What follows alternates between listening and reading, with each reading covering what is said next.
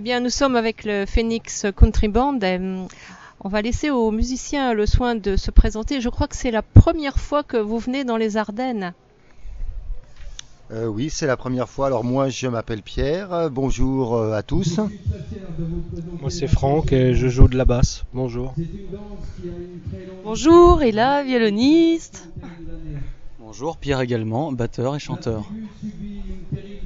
Je crois que tout le monde est multi-instrument et tout le monde est chanteur dans votre groupe. 4 chanteurs, oui.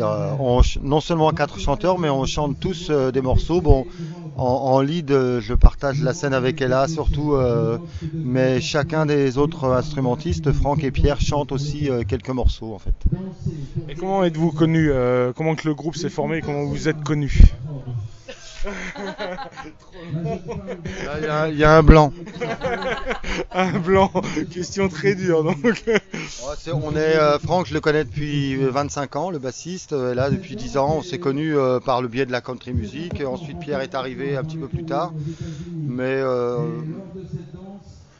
je me rapproche. Donc voilà. Et voilà, je sais pas quoi dire.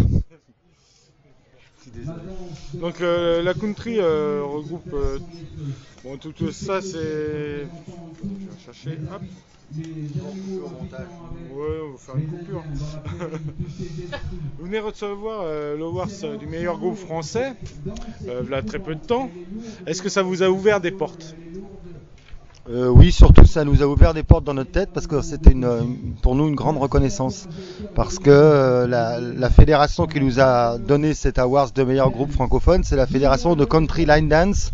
Je ne sais pas si vous avez vu, mais il y a beaucoup de line dancers et on fait beaucoup de festivals où il y a beaucoup de line dancers. Et le fait d'être reconnu par la fédération de line dance alors que l'on ne fait pas que des reprises line dance, on fait notre propre musique, etc.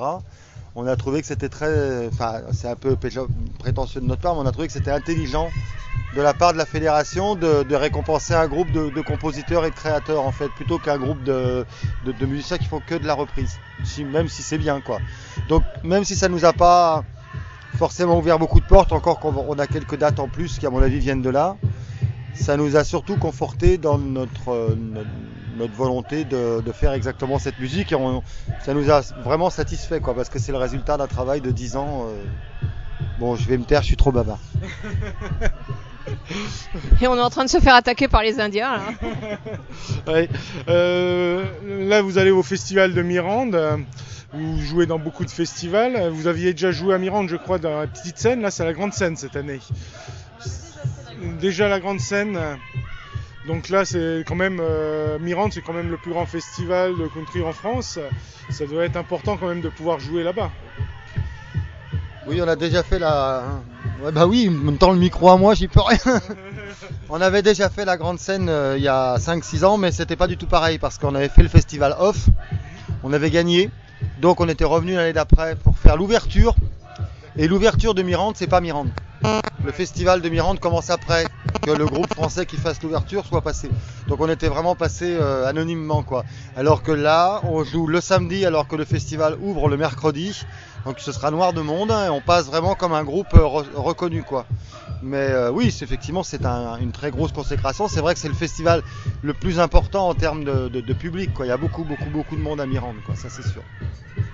Vous allez bientôt sortir un nouvel album, vous devez sortir fin mai mais je crois qu'il est un peu repoussé.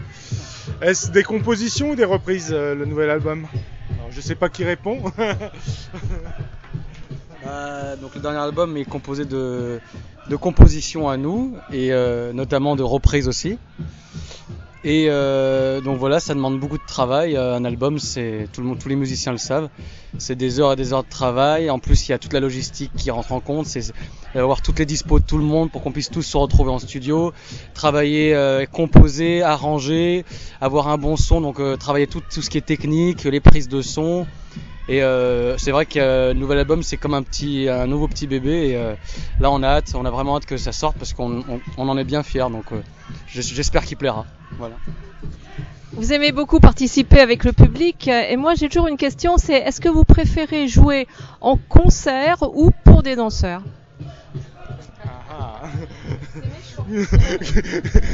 Qui répond? Je pense que chacun pourra donner son avis. Moi personnellement je préfère les concerts, mais bon le line dance c'est bien aussi, ça dépend des endroits où on joue.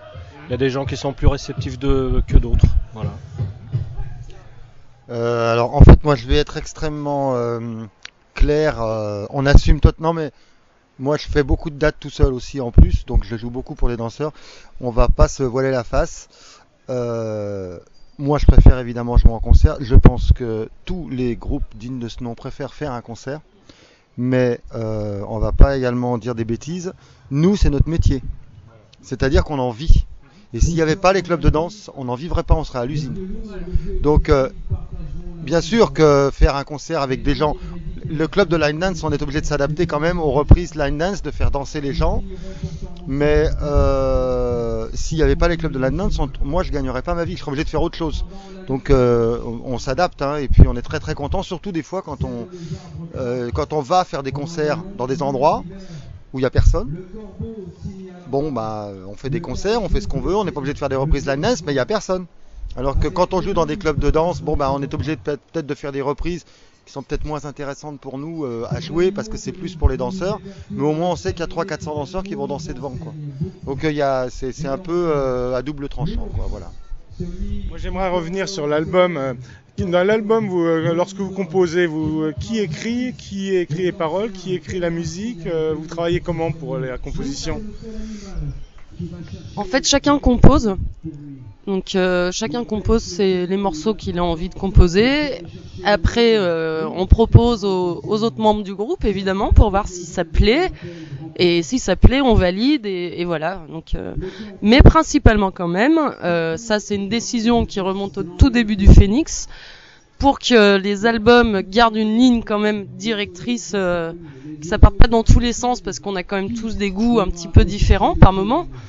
C'est Pierre Laurie qui compose la majorité, parce qu'on est d'accord et que on avait conclu ça comme ça au départ.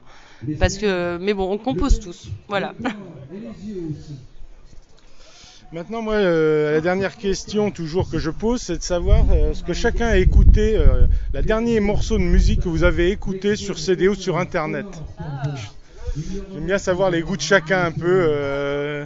Ce n'est pas forcément de la country. Hein. Alors, en fait, le tout dernier, c'était avec Pierre vendredi soir. On a écouté That's Alright Mama, une version avec Paul McCartney et les musiciens originels d'Elvis Presley. D'accord. Alors moi, un des derniers que j'ai dû écouter, il y en a pas mal, mais je pense que c'était Rascal Flatts. J'adore. Et en ce moment, j'arrête pas celui que j'adore, c'est Life is a Highway. Life is a Highway.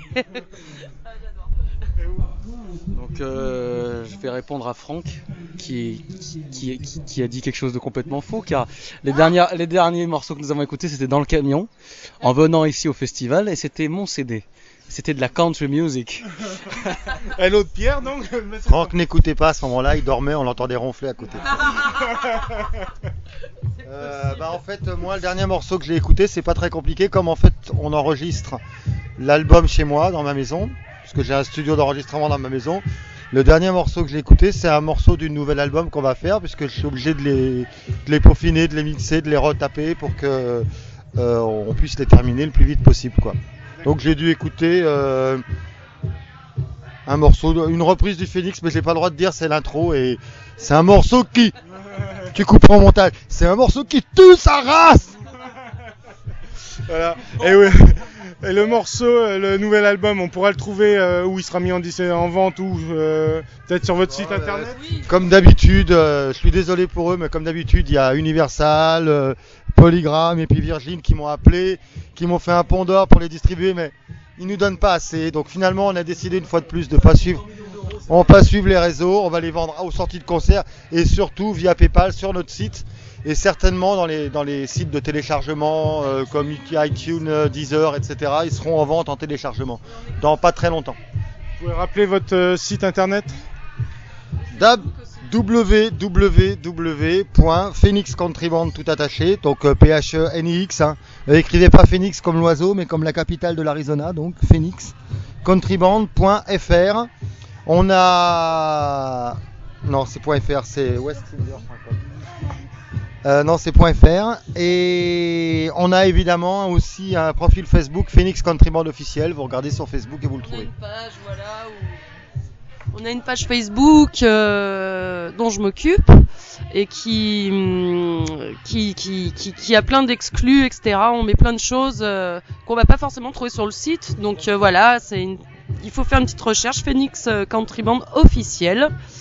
Voilà, et puis il faut savoir aussi qu'on a un sponsor un sponsor officiel qui s'occupe de nous maintenant, donc qui est Go West. Voilà, Sandrine est ici avec nous, elle s'occupe de nous et on a des belles bottes, on est tout content, voilà, on peut faire plein de photos avec, des fringues et tout. Et Go West est un grand fabricant de bottes en France, voilà. Et alors pour la page Facebook, quand elle dit qu'il y aura des exclus, par exemple, demain matin sur Facebook, il y aura votre photo. Merci bien alors. Merci beaucoup en tout cas de nous avoir reçus. Et on va souhaiter encore longue vie à la country tête traditionnelle, parce qu'il y a encore la grosse polémique actuellement, mais on va pas revenir là-dessus. Mais moi, enfin bon, ça vous n'êtes pas obligé de le mettre, mais je pense que la polémique va s'arrêter parce que le line dance et la country line dance vont se séparer. Je pense qu'il y en a une qui va rester affiliée à la FFCLD et l'autre qui ira à la Fédération Française de Danse. Je pense. On a vu avec Sandrine, j'ai été invité par la Fédération, par la FFCLD à une compétition de danse à Meaux. C'était une compétition de line dance. Et en fait, c'était de la danse sportive. C'était que sur du boom boom, mais il n'y avait même pas de dire straight, c'était un ton. C'était de la danse sportive et en plus, ils concouraient un par un. Alors, on aime ou on n'aime pas la danse en ligne, mais la beauté de la danse en ligne, c'est quand il y a 50 personnes qui dansent en même temps, qui font des lignes. Sinon, line dance, il n'y a pas de ligne. Alors, faire du line dance quand on est tout seul, ça le faisait pas du tout. C'est bien. Voilà, bon, on espère encore vous voir dans les Ardennes bientôt et danser avec vous. Oui, téléphonez-moi, on fait les factures TTC. Merci, au revoir. Bon,